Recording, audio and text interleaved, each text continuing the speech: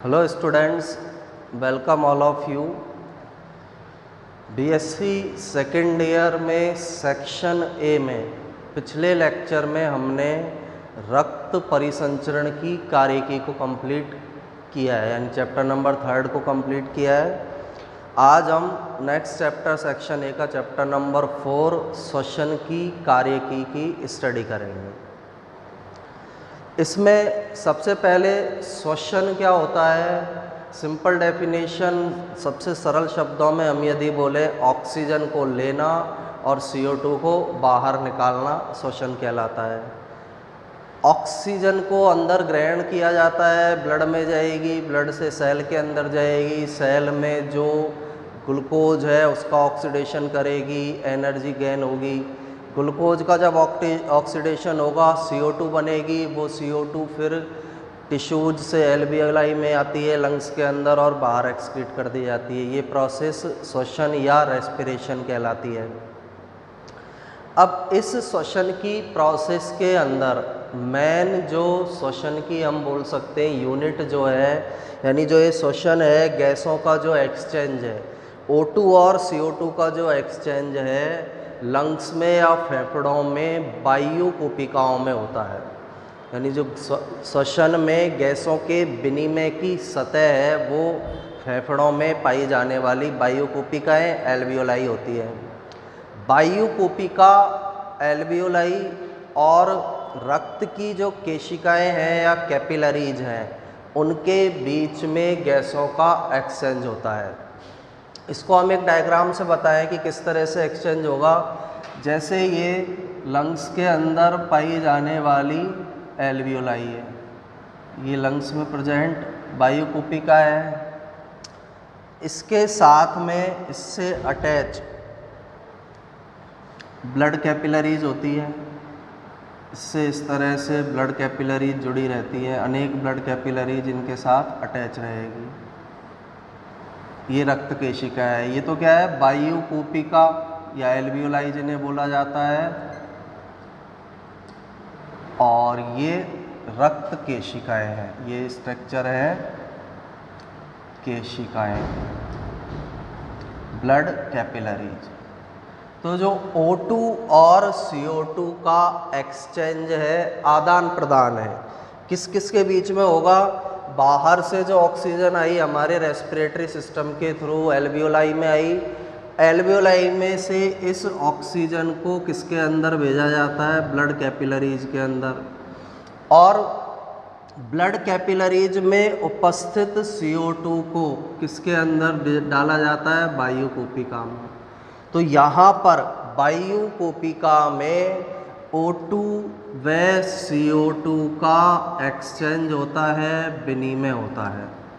तो गैसीय विनिमय का प्रमुख पार्ट, यानी गैसीय विनिमय जो है वो क्रिया फेफड़ों में उपस्थित वायु कोशिकाओं में संपन्न होती है। अब इन दोनों के बीच जो एक्सचेंज हो रहा है, केशिका और वायु कोशिका के बीच एक सरफेस या सतह के द्वारा ये एक्सचेंज होगा, जिसे हम श्वसन सतह कहते हैं।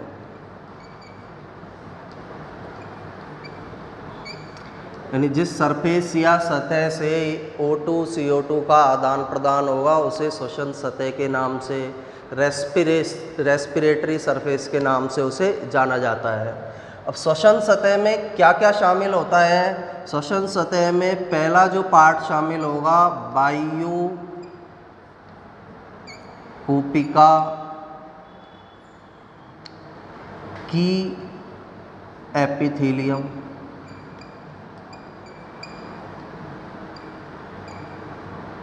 पहला भाग कौन सा शामिल होगा? वायु कोशिका की एपिथेलियम। ये एपिथेलियम है, ये जो है वायु कोशिका की क्या होती है? एपिथेलियम। स्क्वैमस एपिथेलियम पाई जाती है वायु कोशिका में। जो एपिथेलियम है किस प्रकार की है? स्क्वैमस टाइप की एपिथेलियम है, वो श्वसन सतह में आएगी। सेकंड पार्ट अभी मैं छोड़ रहा हूँ। थर्ड पार्ट, तीसरा जो पार्ट होगा वो केशिका की एंडोथेलियम। अब केशिका जो है केवल एक सिंगल लेयर वाली इनके अंदर वॉल पाई जाती है, जिसको हम एंडोथेलियम बोलते हैं। ये जो बनाया है लेयर, ये एंडोथेलियम लेयर है। एक सिंगल लेयर से बनी होती है एंडोथीलियम है। तो इसके अंदर सेकंड पार्ट क्या काम में आता है, केशिका की एंडोथीलियम, श्वसन सतह का तीसरा भाग। और इन दोनों के बीच में एक झिल्ली पाई जाती है जिसे बोला जाता है बेसमेंट मेम्ब्रेन या आधारीय झिल्ली या आधारीय झिल्ली। यानी इस डायग्राम में हम समझे इसको, ये वायुगोपिका की एपिथेलियम है, वाइट कलर वाली जो दिख रही है, ये केशिका की एंडोथीलियम है। एंडोथीलियम जो है केशिका की जो भित्ति या वॉल है वो एंडोथीलियम होती है, वो एंडोथीलियम पाई जा रही है। सेकंड, इन दोनों के बीच में ये जो दोनों स्ट्रक्चर है, वायुकोपिका की एपिथेलियम, केशिका की एंडोथीलियम, इनके बीच में एक लेयर प्रेजेंट होगी इस तरह की। ये जो लेयर है इसे हम कौन सी मेम्ब्रेन बोलते हैं, बेसमेंट मेम्ब्रेन या आधारीय झिल्ली। तो ये तीनों स्ट्रक्चर आपस में मिलकर श्वसन सतह का निर्माण करेगी। तो ये पॉइंट सबसे पहले हमें पता होना चाहिए, श्वसन सतह किस किस से मिलकर बनी है, वायुकोपिका की एपिथेलियम, बेसमेंट मेम्ब्रेन आधारीय झिल्ली और केशिका की एंडोथीलियम, ये तीनों मिलकर श्वसन सतह का निर्माण करती है। इस श्वसन सतह से O2 का और CO2 का क्या किया जाता है, एक्सचेंज होगा। किस क्रिया के द्वारा होता है, विसरण द्वारा। विसरण द्वारा ये गैसों का विनिमय कंप्लीट होता है। विसरण चैप्टर नंबर 1 में हम पढ़ चुके हैं, परासरण नियमन वाले में, अणुओं का अपनी अधिक सांद्रता से कम सांद्रता की ओर जाना क्या कहलाता है, विसरण कहलाता है। तो इसमें अणु जो है, गैसों के अणु अपनी अधिक सांद्रता से कम सांद्रता की ओर जाते हैं, विसरण द्वारा ये गैसों का विनिमय होगा, श्वसन सतह से होगा। श्वसन सतह का निर्माण 3 स्ट्रक्चर करती है, वायुकोपिका की एपिथेलियम वाइट कलर से जो दिख रही है, केशिका की एंडोथीलियम, ये केशिका की एंडोथीलियम है, रेड से इसको हम ग्रीन से मार्क कर दे, ये एंडोथीलियम केशिका की। और बीच में ये जो पाई जा रही है इसे क्या बोला जाता है, बेसमेंट मेम्ब्रेन या आधारीय झिल्ली। ये तीनों मिलकर श्वसन सतह बनाएगी। श्वसन सतह से गैसों का एक्सचेंज होगा, गैसों का आदान प्रदान होगा। अब इसके अंदर जो हमको पढ़ना है सबसे पहले कि रक्त के द्वारा, ब्लड में जब गैस आ गई तो O2 का परिवहन किस तरह से होता है और CO2 का परिवहन किस तरह से होता है। तो हेडिंग जो है हमारी, रक्त द्वारा गैसों का परिवहन। रक्त द्वारा गैसों का परिवहन। गैसें कौन कौन सी है, एक O2 है, एक CO2 है। 2 गैसें इसमें काम में आएगी, एक O2 और दूसरी गैस कौन सी होती है, CO2। इन 2 गैसों का यूज इसके अंदर किया जाता है। तो रक्त द्वारा ऑक्सीजन का परिवहन किस प्रकार से किया जाता है, कार्बन डाइऑक्साइड का परिवहन किस तरह से किया जाता है, उसके बारे में हमें इस टॉपिक के अंदर स्टडी करना है।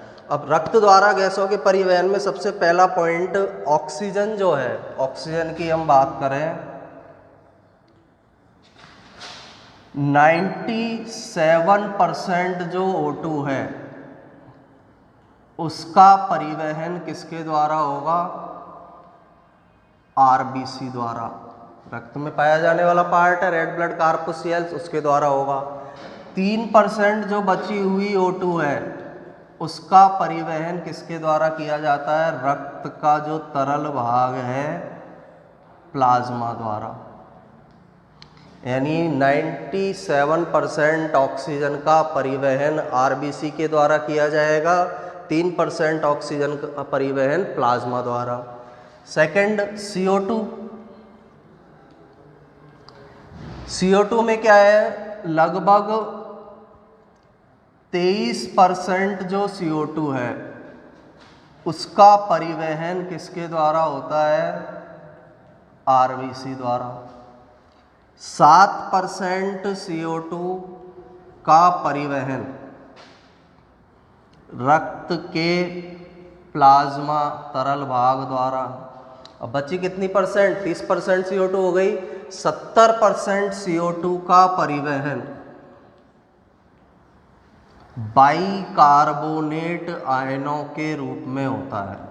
बाइकार्बोनेट आयनों के रूप में होगा।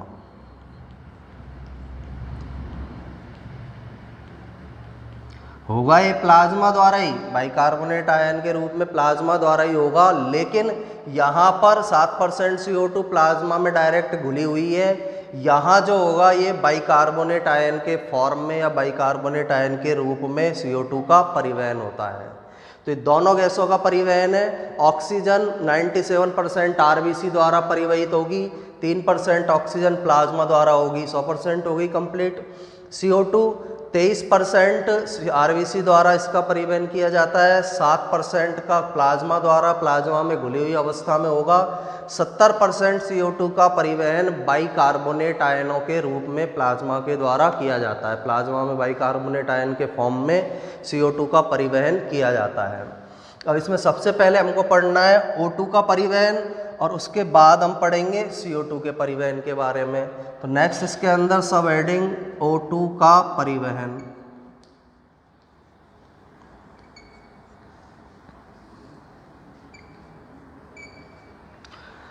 अब ऑक्सीजन के परिवहन के अंदर क्या है, अभी हमने ऊपर पढ़ा है 97% पार्ट RBC के द्वारा हो रहा है। RBC के द्वारा इसका परिवहन किया जा रहा है। तो RBC किस प्रकार से ऑक्सीजन का परिवहन करेगी उसे हमको पढ़ना है। प्लाज्मा में सिंपल सा है, प्लाज्मा में घुल जाएगी। प्लाज्मा में जब ये घुल जाएगी तो ऑटोमेटिक वो घुल के और परिवहित हो जाती है। RBC किस तरह से करती है, RBC में हमें पता है कौन सा अणु पाया जाता है, हीमोग्लोबिन। RBC के अंदर है क्या, कौन सा मॉलिक्यूल, प्रोटीन उपस्थित है, हीमोग्लोबिन उसके अंदर प्रेजेंट है। इसी हीमोग्लोबिन को हम श्वसन वर्णक कहते हैं, क्योंकि जो ऑक्सीजन के परिवहन में ये सबसे प्रमुख भाग है। यानी RBC में भी हीमोग्लोबिन ऐसा अणु है जो O2 का परिवहन करता है, इसलिए इसे श्वसन वर्णक के नाम से इसे जाना जाता है। अब हीमोग्लोबिन की संरचना की हम बात करें स्टार्टिंग में कि हीमोग्लोबिन के अंदर कौन कौन सी स्ट्रक्चर पाई जा रही है, तो हीमोग्लोबिन एक प्रोटीन है। हीमोग्लोबिन एक प्रोटीन है। इसके अंदर क्या क्या पाया जा रहा है, इसको पार्ट्स में दो में हमने डिवाइड किया, एक हीम और दूसरा कौन सा प्रोटीन पाया जा रहा है, ग्लोबिन प्रोटीन। ये दोनों आपस में मिलकर हीमोग्लोबिन श्वसन वर्णक का क्या करते हैं, निर्माण करते हैं। हीमोग्लोबिन में हीम या आयरन जो है, जैसे हीमोग्लोबिन अणु की स्ट्रक्चर है, इसके अंदर 4 क्या पाए जा रहे हैं, आयरन, Fe आयरन के अणु हैं और इनको आपस में जोड़े रखने का काम, इनको आपस में अटैच या जोड़े रखने का काम पॉलीपेप्टाइड चेन के द्वारा किया जाता है। इस तरह की पॉलीपेप्टाइड चेन मिलती है, इसमें अल्फा और बीटा बोल पॉलीपेप्टाइड चेन इनको आपस में कनेक्ट करेगी। अब यह ध्यान अभी हमको केवल इतना रखना है, 4 इसके अंदर Fe के क्या पाए जा रहे हैं, 4 Fe हीमोग्लोबिन में प्रेजेंट है और 2 पॉलीपेप्टाइड चेन है, ये आपस में मिलकर हीमोग्लोबिन का फॉर्मेशन कर लेते हैं। 4 आयरन के मॉलिक्यूल है हीमोग्लोबिन के अंदर, इसलिए ये हीमोग्लोबिन के द्वारा 4 अणु ऑक्सीजन का क्या किया जाता है, परिवहन। कारण क्या है, 4 मॉलिक्यूल ऑक्सीजन के ले जाने का, 4 जो ऑक्सीजन के अणु हैं उनको ले जाने का कारण क्या है, क्योंकि हीमोग्लोबिन के अंदर 4 क्या प्रेजेंट है, आयरन मॉलिक्यूल प्रेजेंट है, इसलिए ये 4 ऑक्सीजन को ले जा सकता है। एक हीमोग्लोबिन का अणु 4 ऑक्सीजन को कैरी कर सकता है, 4 ऑक्सीजन अणु का परिवहन कर सकता है। हीमोग्लोबिन में स्ट्रक्चर बताइए मैंने, हीम और क्या पाया जा रहा है, ग्लोबिन प्रोटीन। हीम का मतलब क्या है, आयरन। आयरन के 4 इसके अंदर अणु हैं, इसलिए 4 ऑक्सीजन के अणुओं का परिवहन करता है। सेकंड, ये जो बीच में बनाई है ये कौन सी चेन कहलाती है? Polypeptide chain.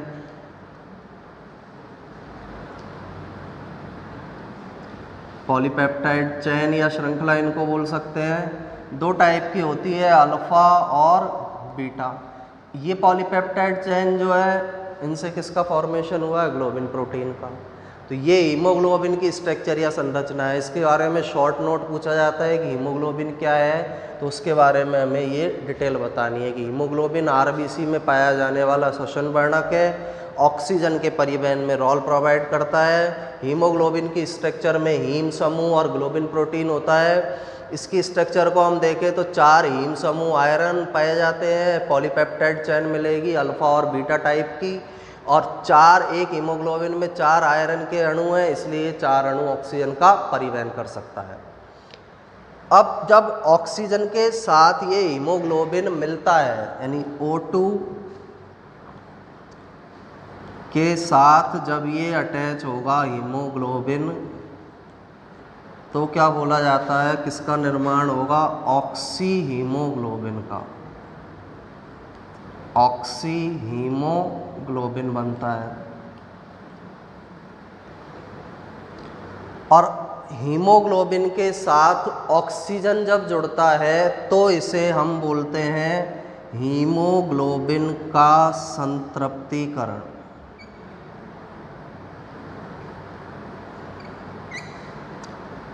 जब हीमोग्लोबिन के साथ ऑक्सीजन अणु जुड़ेगा तो इसे किस नाम से जाना जाता है? इस प्रोसेस को हीमोग्लोबिन का संतृप्तीकरण। इस प्रक्रिया में इन दोनों के मिलने से ऑक्सी हीमोग्लोबिन बनेगा, और इस ऑक्सी हीमोग्लोबिन के फॉर्म में ऑक्सीजन का क्या किया जाता है? परिवहन कंप्लीट किया जाता है, परिवहन संपन्न किया जाता है। अब ये जो इनका बॉन्ड है ऑक्सीजन और हीमोग्लोबिन का आपस में जुड़कर ऑक्सी हीमोग्लोबिन बनना, ये एक प्रकार की उत्क्रमणीय अभिक्रिया है। इनके बीच की जो बॉन्डिंग है वो किस प्रकार की बॉन्डिंग है? उत्क्रमणीय प्रकार की। ये एक प्रकार की उत्क्रमणीय अभिक्रिया है। उत्क्रमणीय का क्या मतलब है? ऑक्सीजन और हीमोग्लोबिन आपस में जुड़कर ऑक्सी हीमोग्लोबिन बनाते हैं, और ऑक्सी हीमोग्लोबिन भी टूटकर किसका फॉर्मेशन कर सकता है? हीमोग्लोबिन का। इसको हम किस तरह से रिप्रेजेंट कर सकते हैं? ये उत्क्रमणीय प्रकार की एक इनकी बॉन्डिंग होती है। अब इस चिन्ह से हमें क्या पता चल रहा है? ऑक्सीजन हीमोग्लोबिन आपस में जुड़कर ऑक्सी हीमोग्लोबिन को बना सकते हैं। ऑक्सी हीमोग्लोबिन टूटकर ऑक्सीजन और किसको बना देगा? हीमोग्लोबिन को बना देगा। तो एक प्रकार की रिवर्सेबल प्रोसेस होती है, रिवर्सेबल टाइप का ये बॉन्ड होता है। उत्क्रमणीय प्रकार का बंध होगा, उत्क्रमणीय प्रकार की ये अभिक्रिया होगी। जुड़ते कब हैं दोनों और टूटते कब हैं? इनके लिए सिंपल सा हमें याद रखना है, इनका जुड़ना और टूटना ऑक्सीजन के आंशिक दाब पर निर्भर करता है, PO2 पर निर्भर करेगा।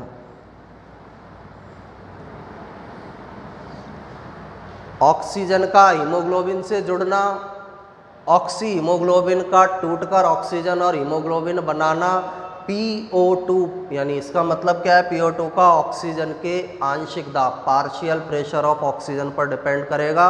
ऑक्सीजन के आंशिक दाब पर यह निर्भर करता है। आंशिक दाब क्या होता है? हमारे एनवायरनमेंट में जो गैस है उन गैसों का टोटल जो अब एटमॉस्फेरिक प्रेशर हम मानते हैं 760 mmHg है। अब गैस जो है वो एक मिक्सचर है बहुत सारी गैसों का एनवायरनमेंट के अंदर। तो ये जो 760 जो वैल्यू है एटमॉस्फेरिक प्रेशर की, इसमें हर गैस का अपना एक दाब होता है, उस गैस का हम आंशिक दाब बोलते हैं। ऑक्सीजन का आंशिक दाब PO2 कहलाएगा, CO2 का आंशिक दाब PCO2 कहलाएगा। यानी हर गैस का अपना एक प्रेशर होता है खुद का, उसे हम आंशिक दाब कहते हैं। ऑक्सीजन है तो ऑक्सीजन का आंशिक दाब, कार्बन डाइऑक्साइड है तो कार्बन डाइऑक्साइड का आंशिक दाब कहलाता है। ये पार्शियल प्रेशर या आंशिक दाब होगा।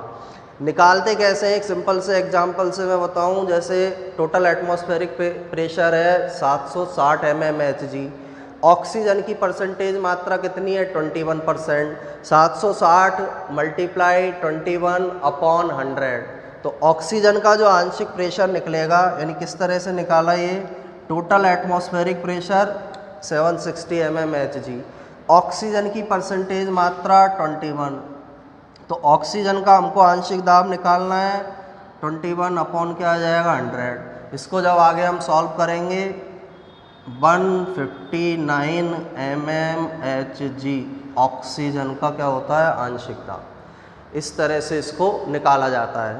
तो 159 mmHg ऑक्सीजन का। इसी तरह CO2 का निकालना हो 0.3% मात्रा है, 21 की जगह क्या आ जाएगा 0.3 अपॉन 100 आ जाएगा, और CO2 का एटमॉस्फेरिक प्रेशर निकलता है, CO2 का PCO2 निकलता है, CO2 का आंशिक दाब निकलता है।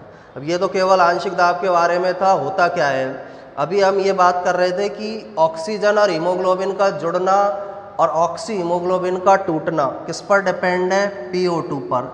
जब PO2 का मान अधिक होगा, जब PO2 का मान अधिक है, यानी हमारी सेल में, एल्वियोली में, टिश्यूज के अंदर जब PO2 का मान अधिक है तो ऑक्सीजन हीमोग्लोबिन के साथ जुड़ जाएगी और किसका निर्माण कर देगी, ऑक्सी हीमोग्लोबिन का। जब PO2 का मान कम है, PO2 का मान जब कम होगा तो उल्टी प्रोसेस हो जाएगी, ऑक्सी हीमोग्लोबिन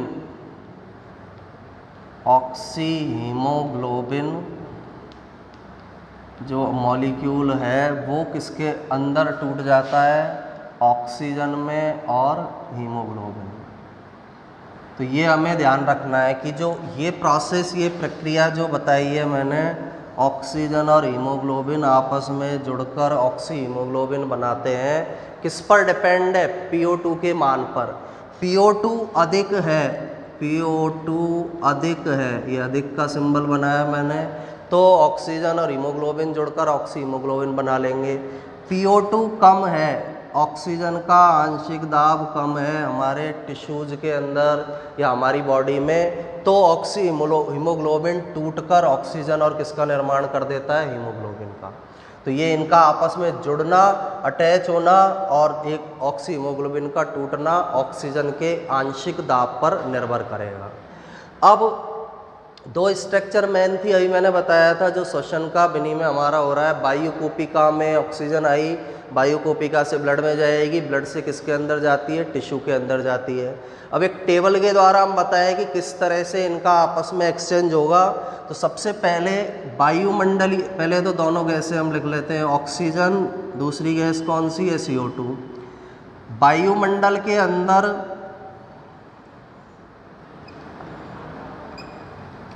वायुमंडलीय आंशिक दाब,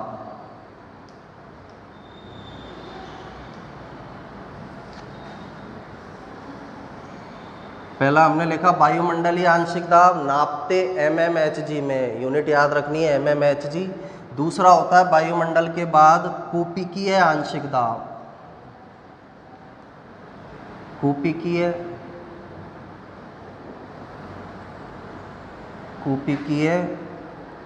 आंशिक दाब। वायुकूपिका जो एल्वियोली बताई थी ना मैंने अभी, वो कूपिका है, उसके अंदर कितना इसका आंशिक दाब होगा। तीसरा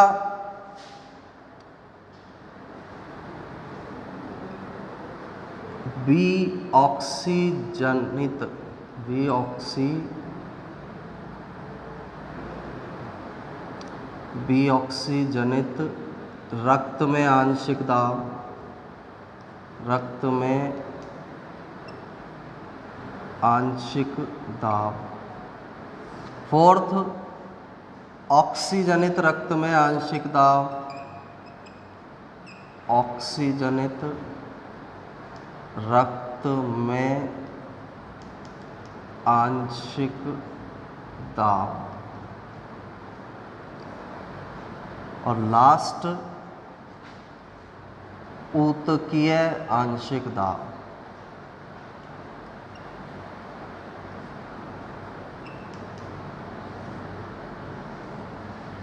तो इस टेबल से हमें पता ये चलेगा कि किस तरह से O2 और CO2 का जो परिवहन है वो संपन्न होता है। सबसे पहले ऑक्सीजन के अंदर वायुमंडलीय आंशिक दाब अभी मैंने निकाल के बताया था कितना होता है 159 mmHg। वायुमंडल में जो ऑक्सीजन गैस है उसका आंशिक दाब कितना है 159। यूनिट याद रखनी है, यहाँ लिखी हुई है mmHg के अंदर इसको मापा जाता है। मिलीमीटर मरकरी, मिलीमीटर पारा इसको बोलते हैं। कूपिकाओं के अंदर ऑक्सीजन का आंशिक दाब कितना होता है 104 mmHg। कूपिका जो है श्वसन गैसीय विनिमय की जो सतह है उसमें ऑक्सीजन का आंशिक दाब 104 mmHg है। बी ऑक्सीजनित रक्त में आंशिक दाब जो है, बी ऑक्सीजनित का मतलब है जिसमें ऑक्सीजन कम है, उसके अंदर जो आंशिक दाब है वो कितना होता है 40 mmHg। ऑक्सीजनित रक्त में आंशिक दाब, ऐसा रक्त जिसमें ऑक्सीजन घुली हुई है उसके अंदर आंशिक दाब होता है 95 mmHg। और ऊतकीय आंशिक दाब, ऊतक में जो ऑक्सीजन है उसके अंदर उसका आंशिक दाब होता है 45 mmHg। तो ये आंशिक दाब ऑक्सीजन के लिए है। CO2 के लिए 0.3 वायुमंडलीय आंशिक दाब होता है।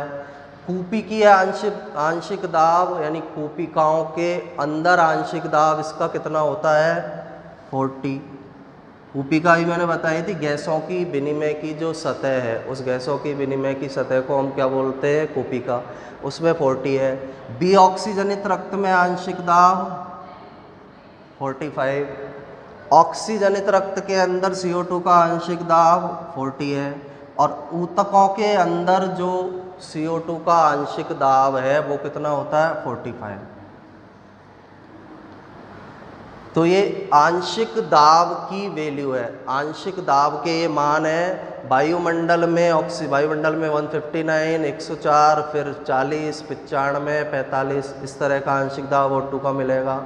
इसके अंदर 0.3, 40, 45, 40, 45 आंशिक दाब मिलेगा। अब यह सिंपल सा हमको पता है विसरण कैसे होता है। विसरण में गैसों के अणु अपनी अधिक सांद्रता से कम सांद्रता की ओर गति करते हैं।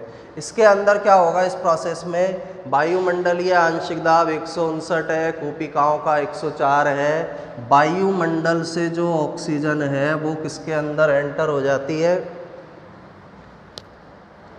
वायुमंडल से जो ऑक्सीजन है कूपिका के अंदर आएगी, कूपिका के अंदर आ गई। कूपिका में आंशिक दाब 104 है। बी ऑक्सीजनित रक्त में आंशिक दाब 40 है। तो कूपिकाओं से ऑक्सीजन किस में चली जाएगी, बी ऑक्सीजनित रक्त में।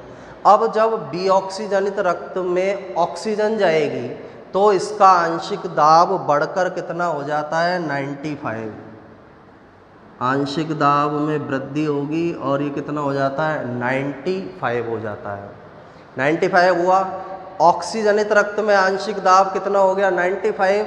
ऑक्सीजनित रक्त में 95 है, ऊतक के अंदर आंशिक दाब 45 है। इसलिए ऑक्सीजनित रक्त से ये जो ऑक्सीजन है ये किसके अंदर चली जाती है, ऊतक के अंदर एंटर हो जाती है। ये ऑक्सीजन का ट्रांसपोर्टेशन है। ऑक्सीजन किस तरह से वायुमंडल से ऊतक तक पहुंचेगी उसका एक हमने चार्ट बनाया। अब CO2 को हम उल्टा स्टार्ट करते हैं क्योंकि CO2 बनती कहाँ है, ऊतक के अंदर या टिश्यू के अंदर। ऊतक में CO2 का आंशिक दाब कितना है 45। ऑक्सीजनित रक्त में आंशिक दाब कितना है 40। तो यहाँ से ये ऑक्सीजन किस में आ जाएगी, वो CO2 यहाँ पर किस में आ जाएगी, ऑक्सीजनित रक्त के अंदर आ जाएगी। जब ऑक्सीजनित रक्त में CO2 आती है तो उसका आंशिक दाब बढ़ जाता है। 40 की जगह पर वी ऑक्सीजनित रक्त में आंशिक दाब इसका बढ़कर कितना हो जाता है 45।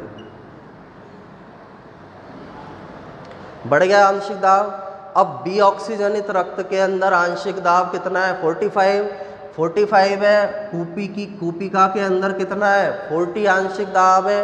ज़्यादा दाब से CO2 कम दाब की ओर आएगी तो बी ऑक्सीजनित रक्त से CO2 किसके अंदर एंटर हो जाती है, कूपिका में, वायु कूपिका के अंदर। और वायु कूपिका में 40 है, एनवायरनमेंट के अंदर बहुत कम है 0.3 है। इसलिए वायु कूपिका से ये CO2 कहाँ निकल जाती है, बाहर की ओर निकल जाती है। तो इस तरह से इस प्रोसेस के द्वारा ऑक्सीजन का फ्लो होता है वायुमंडल से ऊतक के अंदर, और CO2 ऊतक से कहाँ पर निकलती है, बाहर वायुमंडल में बाहर की ओर निकलती है।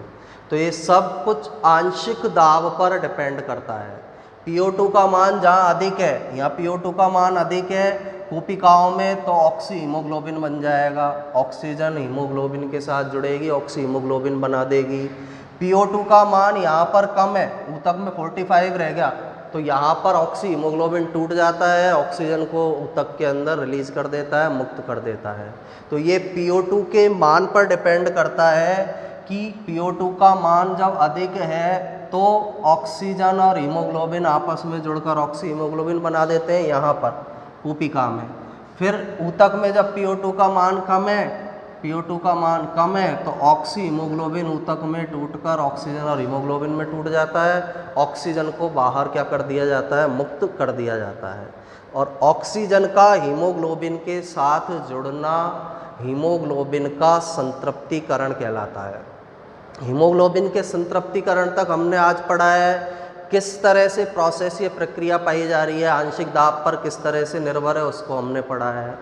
अब नेक्स्ट लेक्चर के अंदर हम हीमोग्लोबिन के संतृप्तिकरण प्रतिशत और PO2 के बीच एक ग्राफ बनाएंगे, यानी PO2 और ऑक्सीजन का हीमोग्लोबिन का जो संतृप्तिकरण है वो एक दूसरे को किस तरह से प्रभावित करते हैं, उसके बारे में हम नेक्स्ट लेक्चर के अंदर स्टडी करेंगे। Thank you.